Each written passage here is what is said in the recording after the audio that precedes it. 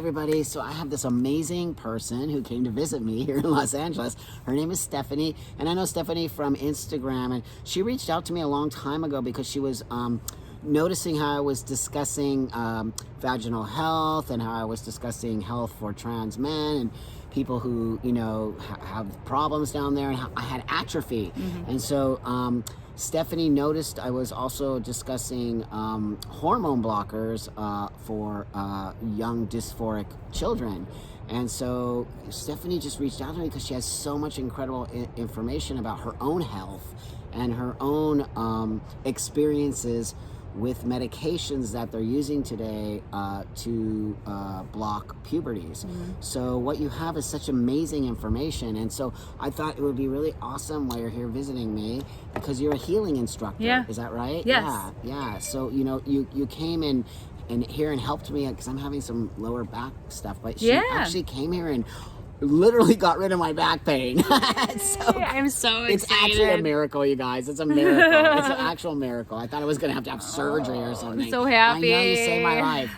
So so today I have Stephanie here. I wanna why don't you just kind of introduce yourself a little bit? Let's get a little background so we can go from there. So, you know, we connected because I watched one of your atrophy videos. Yeah. And the reason that was important to me at the time was 6 months ago, I underwent the final phase of a radical hysterectomy. And, you know, that's because I had a very advanced and serious form of endometriosis. I've battled it my whole life. I've had it, you know, basically since I've had periods at age, you know, almost 14. And my disease progressed to the point that I required an actual radical hysterectomy. So after that happened, I had an extreme amount of issues, and atrophy being one of them. And for me, I think everyone's experience with atrophy is different, but for me it was extreme cramping and pain, you know, after any form of, you know, intercourse, after any orgasm. And for someone who was young, you know, who had before all this happened, you know, even through the endometriosis and everything that I was going through, still having a sex life all that time to have,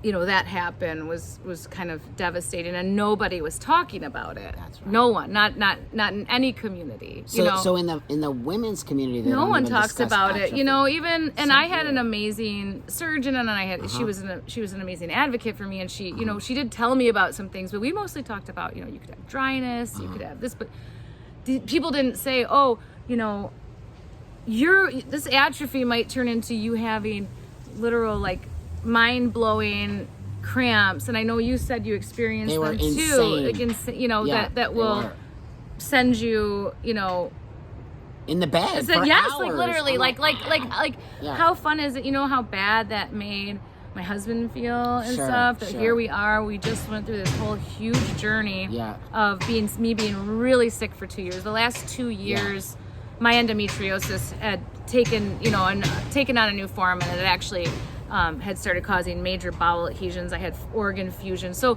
it was a no. I had no other option than to have the radical hysterectomy because of how severe it was. You know, it was shutting down my body. But we just got through this whole thing, and then here I am experiencing atrophy, and I had nowhere. And the only video that I found that was where someone was honestly talking about it.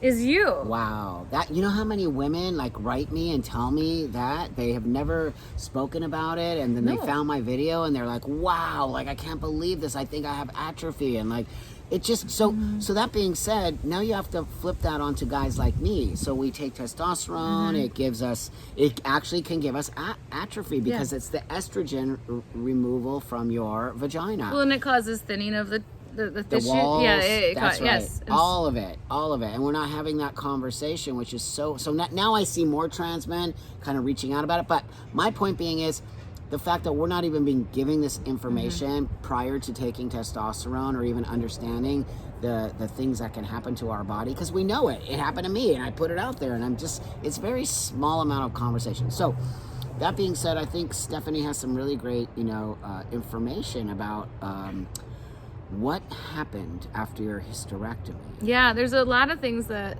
we ended up having conversations about because, the atrophy was kind of like the least of my issues. That's just where we connected. That's where we connected. But when we first started talking, it was in December. Mm-hmm. And, I was at that point about 3 weeks out from the final phase of that hysterectomy. Now, the first phase I had the year before, and they took everything except for one ovary. Okay, right. And the reason I wanted to keep that ovary was because I was so scared of removing all the estrogen because That's of the risks associated with that. That's right. You jump from an 18% risk of dementia if you leave one ovary behind, your risk, of having from no hysterectomy to a hysterectomy with leaving one ovary behind, your dementia risk goes up about 18%, which is, a rise, but it's like, okay. If you remove both ovaries, your risk for early onset dementia goes up 138%. Now, does anybody out there even know and I that? have dementia in my family. So my grandma passed away from it recently. So it was very on my mind. Yeah. Like, this is and I had didn't already even know that. and we're going to talk more about why I was also very concerned about my brain health for some of the other medications that I was on. So also, besides the dementia, aren't you supposed to try to leave one ovary because it creates estrogen, right? Yes, so yes. So as trans men, we also need estrogen. People don't understand that. Estrogen is very important. You need you need both. Well, men have estrogen as well. Of course, you need both. Every human has both. We just have more testosterone. You just have more estrogen. And here's the deal: is like what produces testosterone and estrogen. It's the gonads. So the gonads. Men have balls. They produce more testosterone, but they still also men produce small amounts of estrogen. Yeah, that's right. Of course. It's a big. It's just a balance. Big, yes, that's absolutely. Right. But you cannot have one without the other. But when you remove both ovaries, you right. remove all the ability to produce any estrogen. Hormone, right? So right. because females also have testosterone. That's actually. right. So one of the things that I did when I had to go off of everything is, you and I talked a lot about supplementation because I was having a very hard time without estrogen and with the hormone loss because I think people need to understand my endometriosis was very severe. So I had, and it was very estrogen fed, and it had gotten into a lot of other areas. So they needed to get my estrogen down to 0. So I couldn't go back onto any sort of patches or replacements yet. I had to get down to 0. So I was meeting you before I started those patches. I was very much struggling. With what, pain? With the pain, but also the other issues that were happening. That's right. Okay. Because this is about when I met you. So we talked about the atrophy, but you asked me, share some of your experiences with going off the estrogen and why you were so scared. Yeah. One, I was scared of the risks, and everything else, but it wasn't just the estrogen. I was scared of everything else I was going to lose by losing that ovary because it has so many functions, not just estrogen. That's the thing that makes me mad because we're acting like we're just taking out an estrogen thing. You're taking out something that carries so many functions for the human body. Right. And so you and I started talking about things you did. You're like, supplementation and the DHEA. And I started implementing that before I could even get on to my doctor said, you could do that before we get you an estrogen. Maybe it'll help you. So at least I could get some testosterone in me and some, so I had a small microdose of testosterone. I was able to get on a little progesterone. I had to start bringing some things back before, even without the estrogen. So tell me how you were feeling when you had your hormonal balance was low. Yeah. So I can tell you, my surgeries were in 2 parts. Now, when I had the hysterectomy, I left one ovary and I took everything else out. Cervix, everything. Uterus, left ovary, tubes, everything was gone, and I just left that ovary. I felt great. Just with that, right? Other than the physical issues and pain, you have to deal with your pelvic floor changes, and we can talk about that. But I'm a bar and yoga and Pilates instructor. Yeah. And I work in pelvic floor health and all this, so it's like I knew what to do to fix that part. That was no problem. But most people most people don't. No, most people don't. That's why, and I'll talk about that too because I see a lot more people coming to me having these issues because of surgeries. Because of the hysterectomy. Yeah. with pelvic floor issues and collapses and prolapses. This is and something all we don't those talk things. about in the trans world. 100%, I many see it all the trans time. men are getting hysterectomies at a very young age. It's and really, not it's a foundational organ for your body. That's right. So once wait, I don't want to get too far ahead. No, I understand. I want to go back to so you were having all these issues and you had a hysterectomy. Then when they left that one ovary, I felt really good. Okay, great. You know, right? Because you were having the right still amount had of that, yes, and estrogen. I still had enough in my system. It was a lower amount, so it wasn't making my endometriosis go wild. But unfortunately, I had such a rare form of it that it didn't need a uterus to come back. Eventually, the estrogen just started growing. It was a mess. So I had to go in and get a massive amount of other surgeries done just to clean it all back out. And at that point, they said we have to take, that ovary out because it's just gonna keep coming back, and it's really gonna, it's gonna get worse each time. Now, that should tell you that even though I was physically feeling like I was dying, I still went several months of I was like, I'm not ready. I'm not ready to even schedule the surgery. I was so afraid of losing that ovary because of what it would mean, and I knew from all the work that I'd done over the years, and all the people that I'd worked with, I knew what a big deal it was to completely remove your ability to produce those hormones. It's not just estrogen, which estrogen is important as is. Of course, yeah. Now I knew, and I was right. I was right on the money because, I went from being someone who I hadn't experienced postpartum depression with any of my children. I hadn't. I knew it existed, but I had never had, I had some mild issues with maybe some mild depression or some anxiety in the past when I was a teenager and going through stuff. But I don't have any mental illness. Right. I do not. Just that I'm aware of. Yeah, right. I had no issues. Right. And I had a good, happy, supportive, family, everything going great, business, all wonderful. Yeah. To go from when my estrogen started going down to zero, when they were trying to get it to zero, which is what happens when people are having these radical hysterectomies, these total whether it's total or radical. Yeah. When you remove both ovaries, it takes you down to zero. First of all, I felt physically like I was dying. I had no energy. I kept feeling like someone drained my blood out. That's what I kept saying. I was going back kind of looking at some of the texts that I was sending my friends, to just try to read how I was feeling then, because I kind of was still in a state of shock, really, but it was bad. My doctor noticed right away, a lot of the things that were happening with me, and she was like, oh honey, this is not good. I was in a extreme state of physical distress, and it wasn't just I've healed from surgeries. I've had many surgeries. I know how to heal from surgery. I don't go through all that crazy post-surgical stuff. I'm a healer naturally. This was something totally different. I had just recovered from a more serious surgery the year before, and I sailed through it, and this one I just was not bouncing back from, and it was all the way I was feeling physical. I felt like I was just dying. Wow. No energy drained. And then the scarier part that started happening is I started getting the intrusive thoughts, the severe depression, suicidal ideation out of nowhere. Did they have you on any medications at this time? No. Nothing? No. So it was just mostly I wasn't even on, Buck, I'm really caught, we've talked about this before, about our feelings on heavy narcotics and things like that because of, our past. Yes. I was the person that was as soon as I was out of the hospital, I was I don't even want these oxys near me or anything. You know what I mean? I wasn't on pain. I wasn't on any, people try to come at me oh, well, you were, who knows if that was estrogen. People come at you for all kinds of nonsense. But that being said, so do you think it was the actual, so was this all related? It was the loss to your of hormone? It was totally, because I can tell you right now,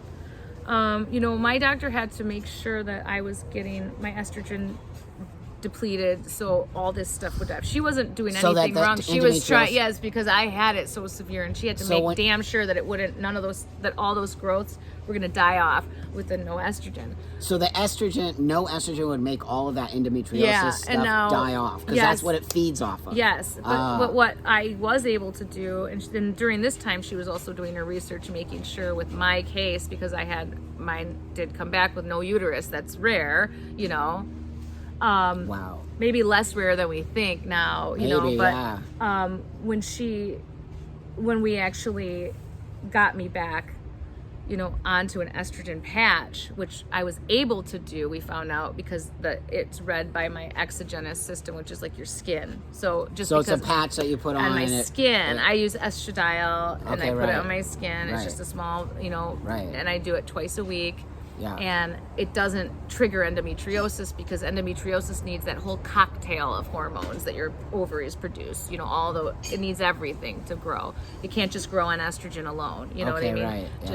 So I was able to get on those patches, and I can tell you that within like a week of getting my estrogen back it was like, you know, like the whole like scene in Wizard of Oz where it goes from like black and white to color. I was like, and I mean, everything started returning, and it was just like, but I mean, I remember that when it happened to me too. Yeah, and I felt like what's, you know, what just happened, and also if I hadn't been like aware enough and had like a really supportive doctor, have really supportive family, you know, a sister who works in mental health, and I could talk to, and everyone could just get on board and just like kind of recognize what was going on with me. I don't know what I would have done. And I was very happy, but I can tell you, it came out of the blue, and I would just like lay in bed, depressed, and just it was more than depression. It was intrusive thoughts. Wow. And it was suicidal ideation. Wow. And it was, I mean, it was like other voices coming into my head. I've never in my life experienced it. I've never experienced it since. And trust me when I say, it takes a lot for me to say this out loud, because it puts me in a vulnerable position to speak about. That's why we appreciate what happened to me, because you know, I'm in the public eye in my own way. Yeah, that's and I don't necessarily always like people to know those things. Your personal space. Yeah, exactly. It's personal. It's very personal, and people will judge you in it. But if it saves people, it's worth it for me to say. Yeah. For me, having that drop in hormones made me go absolutely bonkers. And if I wasn't in a position where I had as much support and as much like recognition of what was happening, you know, from everyone, I don't know how I would feel.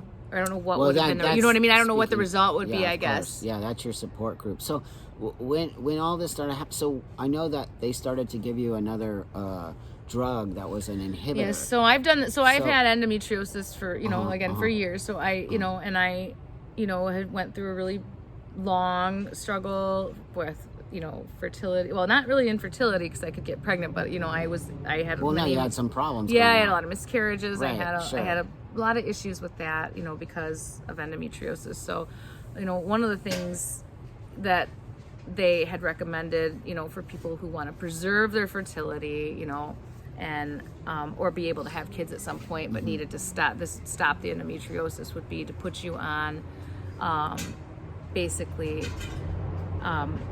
hormone-blocking drugs. You know, these are drugs that would block. They're like GnRH inhibitors. That's the class of drugs, and they all they go under different names. They could be they don't use implants for, really, I've never seen it for endometriosis, but like now in the market they have different names. There's Lupron, Supralin, all these. That's an inhibitor. Yes, those are all just the names, you know, for those. And there's oral medications, oral Lysa. They all work in different ways.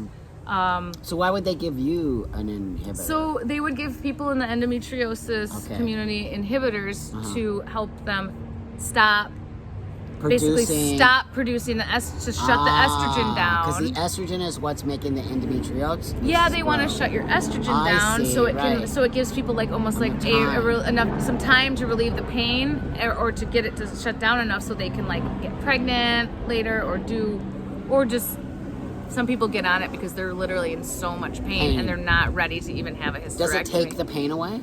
Well, Or did it take your These pain? types of drugs are interesting because, yeah, you could technically say, did it take your period away? Oh, it can take your period away. Because it lowers the estrogen. Well, yeah, did it stop your endometriosis? Yeah, but did it take the pain away? No, because the pain for a lot of the people that are on these types, I felt like come raging back. Yeah. It comes right back. It's such horrible pain. I remember having my period. It was like insane. Just having my period. It came right back. It comes right back, and unfortunately, there's so many side effects of these medications. So that's what I want to get into now. So you had your hysterectomy, you had all this stuff happen, you were literally down and out because you and I had no all estrogen in your body. Mm-hmm. So they decided, but why would they give you an inhibitor if you already had? Oh no, I didn't. No, because I had. This was all before. So that's right. Okay, so before the surgeries, instead of having surgery, they tried to give you an inhibitor so that they wouldn't have to give you. Yeah, surgery? like because I went through so many doctors and things, before I even knew. Yeah. Okay, so now that's the kind. Yes. Okay, so now they put you on inhibitors, which are basically puberty blockers on some level, right? Yeah, they're the same. So that's what. So that's what I want to ask you: is the same thing that you were taking something that they call puberty blockers? Yeah. Oh wow! So they give this to adults. So yes, and they give it to mostly adult females. So these types of drugs have kind of an interesting history. So these GnRH the inhibitors, they started as like just they started as a cancer drug to treat prostate cancer. Okay, so it started to lower essentially your testosterone. Yes, and shrink prostate. And just shrink the prostate. Yeah. Right. Now these drugs can't though. However, they didn't really work that well for prostate cancer, and they had a lot of side effects. Okay. So they also were using the endometriosis cream, and again, they do the same thing. So a man and a woman can each take this drug, and what it does is it lowers whatever. Yes, because what it does is it's not just lowering a hormone; it's stopping the mechanism that's allowing, which is GnRH. Yeah, this is allowing. So what those are is they inhibit that process from happening. So you're stopping. It's almost like an umbrella. You've got the brain sending signals, creating this that helps then send those hormones to where they need to go. Yeah. And then it's all a big. It's like a cycle, and they all interact with each other and stuff. Well, it shuts down kind of like that control center right there, and then that. But that affects a lot of other things, then, does it not? Yeah. Because if you're shutting down here the production of your hormone, which your hormone it does other things than just make me grow hair or whatever. Yeah. It helps you like function in life. So did you feel what effects did you feel? So anytime there was a few times over the course of treatment for everything that I went through, and especially when I was trying to have babies and stuff, that I was put on short courses of these types. What's a short course? How long? 6 months max. Wow. I never lasted ever that long because I always reacted so badly. What were some of the effects that happened to you?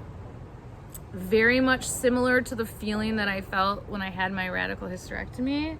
When I had that final phase, I didn't get the severe depression and stuff like that too, because I still had estrogen going, because again I was probably on a much lower dose than I think what people are using them for a puberty blocker. In fact, I know I was. Okay. Definitely. So they gave a higher dose for puberty blocker? Well, yes,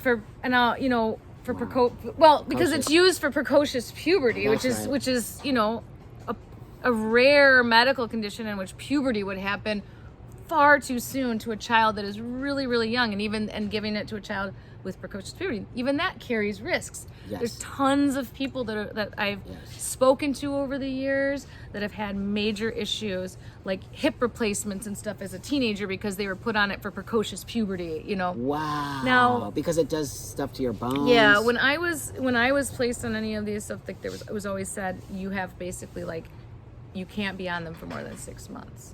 Okay. Oh, so that's the time limit. Yes, that was what I was told. For adults. For adults, at least for treating me, it was because of the risk of bone loss. Okay. There's a greater risk of stroke, cardiovascular disease, heart. What? Yes.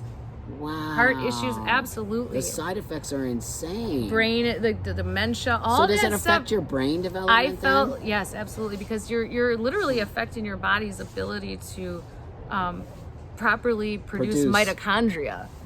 It actually affects, because your estrogen, your ability to produce estrogen and testosterone and all the other, that when you produce these hormones, they actually trigger your body to produce other hormones, right? Well, sure, that makes total sense. Doesn't it make sense? Course, Everything interacts. We are interacts. biological beings. That's right. And like your estrogen and testosterone, they actually interact with your body and help your cells' mitochondria work. Like, it's very needed. You need hormones. You actually You cannot function without hormones. You need hormones. I mean, I remember when I had my hysterectomy, I was like, ugh. Yes. Because I wasn't getting any estrogen put back in my body, and no one told me. No one told me. So they just don't even tell imagine women. it's that similar feeling, but I felt like, but I feel like what happened to me, and again, I was on very short courses because I took myself, they never lasted long, and I was always kind of like getting in trouble. My doctor's like, if you're not gonna listen to me, I can't help you. And I'd be like, well, I feel like I'm dying. So, I'd rather not. Because I would get, I'm talking pain into my, where I felt like I had rheumatoid arthritis. God, that's crazy. You know what I mean? Like so much joint pain. Oh, joint pain. Oh, yeah. Did they tell you that there was going to have all these side effects? I mean, no. It's in the print and stuff, I guess. No one reads that. And also, let me ask you this. Did you know other women that were, did you join any groups of other women? Yeah, later I did. Yeah, later I did. And I did end up speaking to other people that, had similar. And a lot, I will say for me, I wouldn't consider myself someone that was deeply harmed, only because I got out of it. You seem really medically knowledgeable about these things, so you know something's going on. I recognize most it. Most people wouldn't know that, right? So that's yes. And so for me, going on a course of something for 6 weeks and having this severe of a reaction, and then I'm finding, and this is where we really started having these conversations, and I started getting scared. I started saying, Buck, this scares me. And you said, it scares me too. That's right. I felt safe enough to come to you and talk about it because we can't seem to talk about it, right? Well, at the point when I first met you, I was really scared to say anything that would what I thought at the time was feeding into transphobia, right? That's what I felt like, me even speaking out. But then the more and more I started just digging into the amount of kids that were being exposed to these drugs, the more it reached a fever pitch of fear for me. Yeah, totally. And it should for everyone else, because what's out there is just almost a criminal level of misinformation. And so now they're giving what they gave you to young people. Well, I think what they're giving is far worse than that, because they're recommending these implants that are and they're saying that they can be used for 2 years. What? And they literally told you 6 months. 6 and months. You're an adult, and that's 6 a child. months as an adult female that was fully formed. My skeleton was formed. I was in my 20s. So when you give a blocker to a GnR inhibitor, which is a blocker, you are blocking.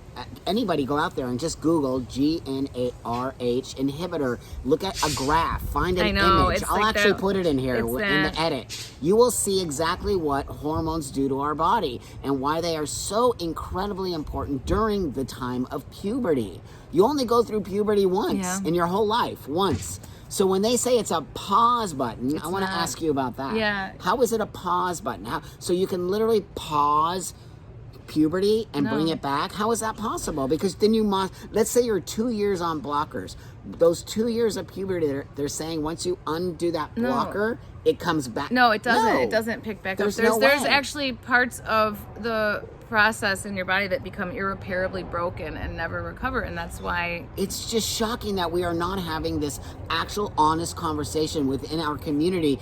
It's not that I don't want kids to transition, or it's not that I don't want kids to be happy and fulfilled life. That is ridiculous that anyone would ever say that about me. What I care about is a child being informed, and how can a child be informed? So the adult needs to be informed. These adults are making the choices for the children. The children are not making these choices, and how could anyone make a choice to stop puberty when she is telling you, and you can go do all your own research if you do not believe her, okay, because I did my research, and I'm going to tell you that there is no way that blocking puberty is a healthy thing for any child. No. Unless they actually have, these are healthy kids. The only thing that's not healthy, if you want to call it that, is something's going on with their brain and they feel disconnected from their body. So we're gonna actually literally do something to a healthy child's body, because we think as adults, when this person right next to me is telling me no, it is a very, very, very destructive drug, because that's what it is. So why are they telling us that puberty can be paused and brought back again? Are they telling us that so we won't question putting that in a child's body? Or you literally have actual experience with this particular product that we're talking about. Well, I mean, that made you spin out.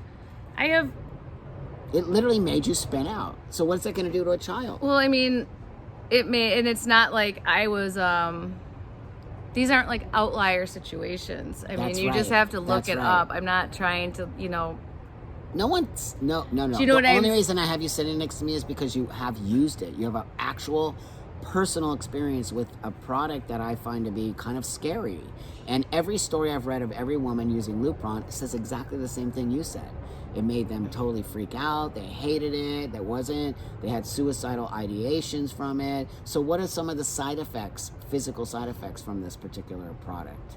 I think just again, I've seen people with like way more severe stuff where they have permanent bone loss, permanent damage, like permanent, like not just like they have osteopenia, which is like the precursor for it, or osteoporosis at a really young age. Right. What about brain growth? Don't we need puberty for brain growth? 100%. I mean, so if you're stopping puberty, is the brain stopping to grow then? I mean, you're affecting its natural, like puberty is the most important biological, transition that we go through in life. It's our most important. Right. It's the most important biological milestone. That's what it's literally like where everything cements into place, and and all like the functions of the body. Yeah. I mean, that's where we develop our sexual drive. That's where we develop our fertility. That's right. That's where the body becomes fertile. When that puberty starts, what happens to fertility when you block puberty? So does it sterilize a child? Can it sterilize a child? Yes, it can sterilize a child. So it can sterilize a child. It can sterilize a child. Wow. It can. Wow. And it can cause lack of, proper sexual tissue to even develop. So your genitals don't develop. That's one of the reasons. Properly. Well, that's what's hard is, I feel like, so here's the argument that I was, I'm trying to butt up against, where they're saying, okay, if a child, first of all, I don't believe you can go through the wrong puberty. You can just go through puberty. That's right. That's it. There's not wrong puberty, because you can't. I agree. Because then that's inferring that you can somehow, when you say go through the wrong puberty, what it's inferring is that these doctors have the power to somehow put you through some other puberty that's right. And that's not what that's all they're saying is, we're just going to block you and put you on cross-sex hormones and send you on your way. And then what happens? I mean, they stopped doing that in Finland and Sweden a while ago because they said it's not working. No, it's not working. So here we are in America saying it does work, and let's give kids these drugs. And what I want people to understand here is that how can we be making choices for children when we don't necessarily know all the outcome of what this is going to be for as an adult trans person? Yeah, right? And I can just tell you, even just from like someone I work within the pelvic floor health world, and I can tell you some of the things just that I've just in speaking to colleagues, in speaking just even on the boards that I'm on, from what I'm seeing, what the fears that we're having is, you take away, you could just focus on the pelvic floor alone, and it's disturbing, is that we're going to see children develop very immature pelvic floors. That's going to affect, we're going to see them develop what happens is when puberty happens, look what happens to a little girl or a little boy, like as that's when the bones really start to take shape and fuse. That's when, and we talked about, I showed you the difference with those pelvic structures. That's right. We're born that way. But that's when you notice, every little boy and girl from the back, they probably look the same because, they're little straight up and down little sticks, and that's, that's right. But then what happens to the females? Like the pelvis starts to widen, and that's where that growth happens. So there's so much that goes on, and the estrogen and all that's a real big driver of that, because and all the other cocktail of hormones. It's not just estrogen. It's just, I'm saying it because I don't want to throw out a million terms. I get it. Yeah. Look it up. Look up. Just really, really study the process of puberty, and really understand how important it is. Just really understand it. To anyone who wants, just take all politics, everything else off the table. Right. Just study puberty and the things it does, not just sexual characteristics. That's right. What it does for our bone structure, what it does to our brain. This is when our brain starts to actually form different pathways because we're developing our sexuality. We're developing skills that we would need that we don't have as children that start to kick in at that age. Because biologically, nature's telling us, okay, now it's time, you're going to be able to start reproducing. Yes. So I could talk for 4 hours just on the complexity of what happens on every level to the body with puberty and how important it is. Wow. It blows my mind. So, that we don't have these conversations. And I don't want any... Just a pause button. They keep just making it very simple. It's just a pause button. It's just a pause button. There's no way that is not correct information. And an adult cannot make a choice for their child if they're not getting the correct... correct. Now, I have seen young trans people tell me, well, Buck, I was on puberty blockers and it actually worked for me and I do feel better. And I said, that's fantastic. I'm happy for you. But we don't have, you've only been on it for this amount and you're 20 years old. So what about when you turn 30? And let's be honest. I can be totally honest because I don't have any reason to try to, make up things to prove a point. That's right. There are people that are in the endometriosis community that were helped by these drugs. Of course. And there was people in the endometriosis community that weren't able to have children. Yeah. And being on a short course of these drugs allowed them to. Yep, that's right. And, I have my surgical team and stuff, like they still use those types of drugs in their practice. And they're excellent. They provide excellent care, but they have to provide solutions to people in a short term. Yeah. These are for adult women. That's right. Who've already gone through puberty. On a short course, who've already gone through, and they still carry a lot of risks and dangers. That's right. Enough so that when I got my last prescription, I was like they send you a whole big box with all this stuff in it and all these, and it was very clear. You can't take this for more than 6 months. That is what I want people to hear. So what scares me, Bug, is you've got these other things. You've got all these drugs. They all go by different names, but you've got injections, you've got implants. So implants are becoming the big thing right now. One of the names goes under Superlin, is one. And those are the implants that the most common use, they were using it for precocious puberty. But that obviously for those implants, the use for them. But they weren't giving them for 2 years, were they? No. Yeah, so they only give it to trans I don't kids? know. I mean, I don't know when the 12 to 24 month things started happening. And who decided that? And why they decided that was Especially safe. because even the drug company tells you only 6 months for but adult that's for women. So I don't know I don't know if precocious puberty, if it's a little different for each kid, if that part. But these kids don't have that. And here's the thing. People need to understand, whenever I get in arguments with people online, they'll be like, well, it's been used for precocious puberty for kids, so why can't trans kids have it? I'm like, well, here's the deal.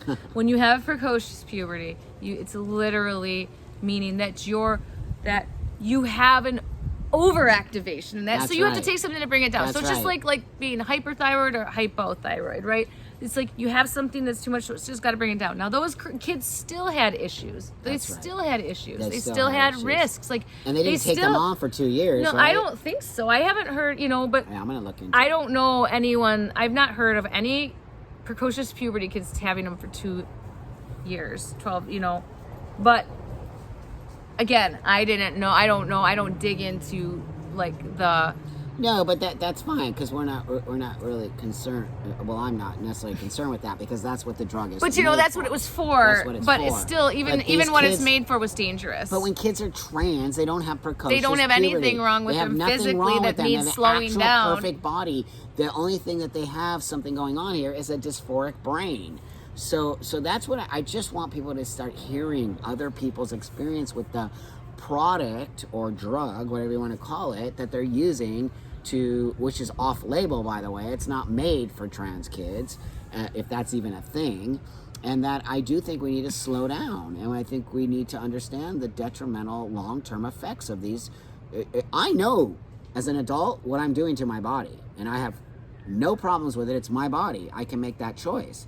But can a 10-year-old actually make that choice? And what if a 10-year-old grows up at 20, 25 years old and decides they're pissed that their parents put them on that? Then what? Well, who's held responsible for that? Can a 10-year-old make a choice to say that I'm giving up sexual function? That's right. Can a 10-year-old make a choice to say I'm never going to have kids? No. Because that's what you're putting it. Can a 10-year-old go and say I want stunted growth? Yeah. Can a 10-year-old say, I want a micro penis? No. Because I can tell you what I hear, and I know for a fact that some of the kids that have been put on puberty blockers that do end up trying for a transition don't even have enough genital tissue to construct the genitals of their choice. And they have zero sexual function and no ability to orgasm. So great. I guess. So now what did we do to this child? So I guess to me, I would feel like if I had a mental illness and I had any, which dysphoria is, and I don't think that's wrong to say I have that. A mental illness. I mean, I'm sitting. It's called a mental disorder. I don't care what anybody else says. You're sitting with me. That's their disorder. That's it choice. is. But I do have a mental illness. Is it? I mean, but it's not bad. Is it an illness, disorder, whatever it is? I actually have it under control. Look at me. It is in no way, shape, or form. It needs to be kept in that medical space. I'm a transsexual. It's medical. It's medical. I'm not anything other than a transsexual. It's a medicalized space. Stop saying those things, people. Like, it's so important that you understand. I am okay with my disorder. I have accepted my disorder. I've moved on in the world. This is the reason I'm able to move on, because I got a disorder, and that's it, and I fixed it. So every time you say it's not a mental disorder, you're actually affecting my transition. But I'm saying if it's not a mental disorder, then what? No, but why are kids? If it's not a disorder, why are we putting kids on? The argument always is why when I say, please, consider putting your kids on puberty blockers. The argument always is they're basically, the mental illness is so strong that there will be suicide. That's what I know. They always say that. Yeah. But then I get pushed back so hard on and called the worst names if I say it's a mental disorder. That's because. But I don't understand, because if it's not a mental disorder, then why would you need to have all this surgery and all this stuff? And why would it be causing suicidal ideations? And then how do you expect healthcare to pay for it? But if it is a mental disorder, you know what I mean? It's like. That's right. Then we get covered by insurance. It becomes a thing. We fix it, and we move on with ourselves. There's nothing wrong with having a mental disorder. But they're very contradictory of it, because they are. I'm like, okay, so it's a very serious mental disorder. I understand, and they're like, no, it's not a mental disorder. I'm like, but wait, you just said they have to be on puberty blockers. That's or right. else they're gonna kill themselves. That's a mental disorder. Well, I had someone tell me, because I spoke up about puberty blockers, and someone reached out to me and said, congratulations, you caused a literal genocide of trans kids. And that's the kind of stuff that they're the ones causing the genocide. By giving kids, look, people are pushing back on the trans community so hard now because we are medicalizing children, and people see us as freaks and weirdos, and why I have to keep coming on these things and say, wait a minute, we're not freaks and weirdos, and we care about the kids. But the thing is I've never thought that, and that's what pissed me off is everyone's pushing me into this space where I was a TERF and a transphobe, and I was like, I've never been any of those things my entire life. You would not be sitting next to me if you were that person, ever in a million years. We give a shit about these kids, and we care about them. I don't want kids to be medicalized for the rest of their lives, and you got to let kids find their space. Are you trying to tell me that going through puberty puts you at more and developing proper sexual function and developing your fertility and your final brain function that's needed, and all the bones, I think the and having brain your function is more important all than those boobs. Things? Honestly, I do. You're saying that's gonna Nope. affecting all those things? Nope. And damaging all those things is better? That's right. That's what they're trying to say.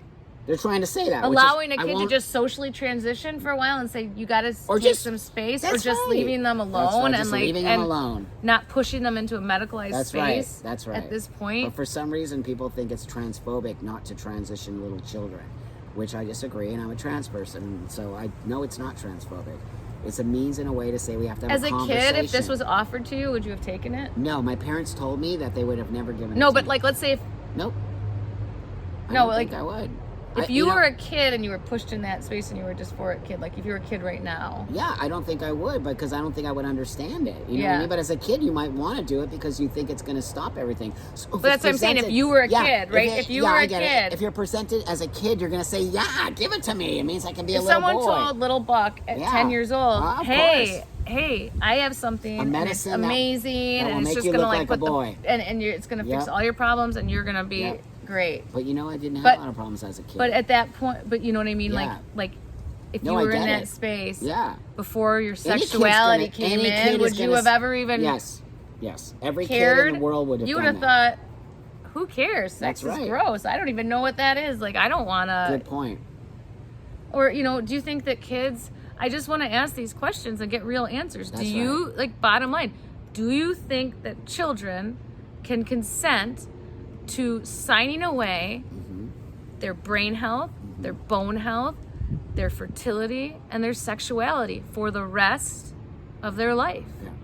Do you think that a child can consent to that regardless of what condition they have? Yeah. I don't care. This is not political. This isn't anything. I'm not transphobic in the least. I don't. That's right. Any adult, you do what you want, and you know what?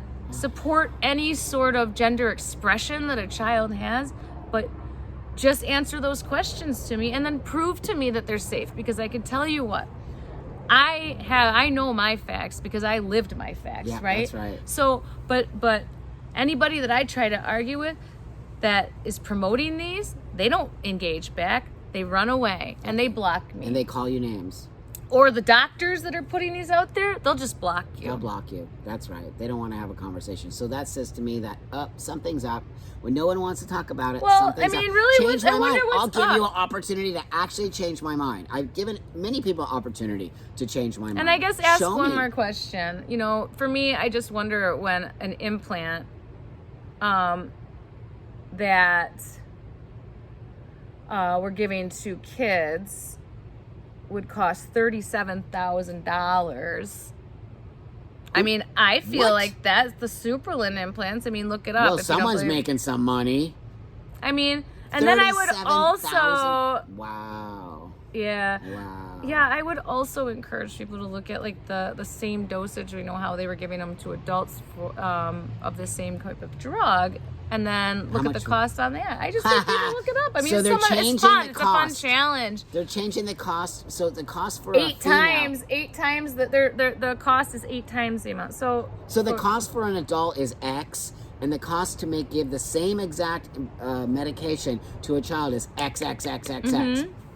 Yeah. Okay, come on, man. Come on, and I guess if you just wanna, I just ask people to look at a few things. Why would it? Wow, come on, man. Okay, anyway, it's just gross. But that being said, it's not. So I think that's kind of really why I wanted to bring Stephanie on, because she clearly has a lot of personal experience with these products and drugs. And we need to start having these conversations. And also, I'm all about, vaginal health. Well, whatever you want to call it, don't get triggered. Vaginal health is very important to me because I do have a vagina. And, it has had a lot of problems. And we as trans people need to talk about our genitals and our genital health. And it's really, really important. Or we will not be healthy people. And I'm a healthy 60-year-old trans man. So, for a reason. So anyway, thanks everybody for checking us out and listening to us. And if you have, when I post this, you can ask Stephanie questions. She'll respond to them. And hopefully I'll be having her back again, and maybe some lives on YouTube, and people can come on and ask you, because you're very informed. Yeah. Oh, you're very informed. And I really appreciate your time and your willingness to talk about a vulnerable space. It's very vulnerable talking about these things. And I just want to say, I'm a medical patient for life now, too. That's right. And it's not fun. It's not. It's a space that you don't want to be in unless you're really pushed there. Yeah. and it should never be a space that that we're pushing people. Never. And also, who wants to be medicalized for the rest of their life? And I mean, I'm horrible. medicalized for the rest of my life. And I feel like I will have far less issues. I mean, I know I would, because any of my medicalization happened after I was fully formed adult. That's right. That's right. What is going to happen to these kids is why I'm speaking out. That's the only reason why I'm putting myself out there, in a space that I'm a private human being. And for me, it's like, I can't see this type of misinformation be out there, and I cannot see people come at me one more time and say, oh, you're just pushing a pause button, or they're safe and they're reversible. It's not. This is irreversible harm that you're putting a child in. And there's so many other ways, and I think this is a perfect example to get through dysphoria without immediately turning to medicalization, because it's a space you just don't want to live in until you've lived in that space, until you've become a medical patient, until you've had to have your hormones fucked with, until you've had your hormones gone, taken to zero, and you've seen what it can do to you. You don't know. And to do it to a kid without really taking the time to understand it beforehand, because I can tell you, I'm talking to parents who have put their kids on these, and they don't even have, they were like, we didn't know any of this. Wow. They're just to lie to people for whatever reason. Well, that's why I wouldn't have an issue if you wanted to do this, if you're actually being upfront. And then if you're being upfront with all the side effects, all the shit, but the person still chooses to go, right on. But you're not being upfront with what the side effects are, and you're not giving the information to these parents, and you're leading them down a path of medicalizing their child forever under the guise of saving your child. Yeah. It's just not cool, you guys. So let's just have more of these conversations, and I appreciate you. I appreciate you. It means a lot that you're here. You really he kind of saved my life when I was in a really bad spot. Well, no, I just had a conversation. No, but you know what? Yeah. You are willing to have conversations with anybody, and you're always willing to just thank you.